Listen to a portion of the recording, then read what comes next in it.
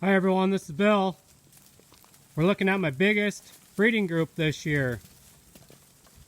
The reason it's the biggest is because there's only 5 full-blood Canadian imported ewes in here.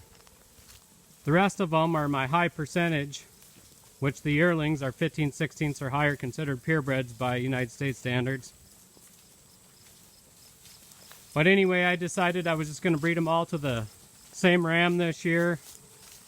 He's a little bit growthier ram, and a few of those purebred ewes are a little on the smaller side. So I had some requests for some ewe lambs that are the growthier ones. So I decided to breed them all that way, and this is going to be the last year. So I'll let these ewes raise their lambs, and next year they'll be for sale. They were in a little pasture behind us that part of it was getting chewed off by those darn army worms so bad. And this pasture had cattle, and they left here a couple days ago. So I just let them out, and that's why they took off on me. Try to get back up here by them again. Anyway, I decided I'll try to sell them in the spring after they're weaned. Hopefully I could try to sell them as a whole group and not have to piece them out. But if I don't get them sold in the spring, then I'll probably end up just letting them graze all summer and breed them in the fall and sell them as bred ewes. But regardless, as of now, the plan is to find a new home for them sometime next year and then keep the ewe lambs back again. And that'll give me well into the 100 and some full-blood registered ewes. I knew these first couple years after I got them from Canada would be a transition, but I ended up selling a few more of the full-blood ewe lambs the 2 years prior to this year than what I thought I would. So that ended up slowing down my shifting from the graded up stuff to the actual full-blood registered stuff.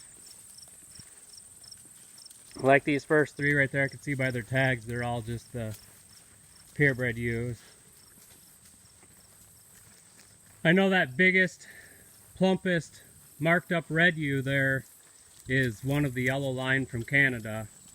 She's not much taller than everyone else, but she was the heaviest. She's my only ewe from Canada that weighed over 200, and I believe it was like 214 when I weighed her this summer.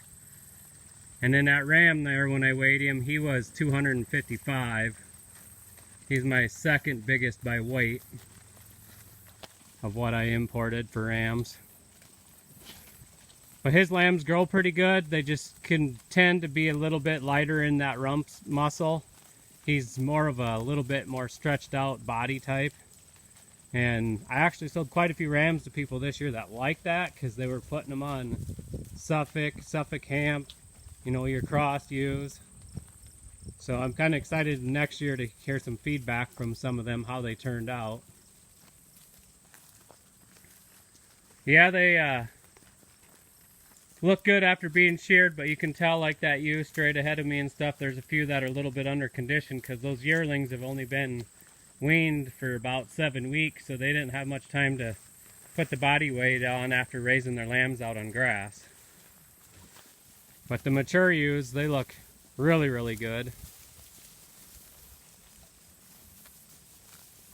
But yeah, so that's my ram that sires the yellow line. He's got a really nice head on him. I do like that. He's got definitely the good looking Ile-De-France type. Anyway, that's how the yellow group and the high percentage ewes are doing at breeding time. Thanks for watching. Bye.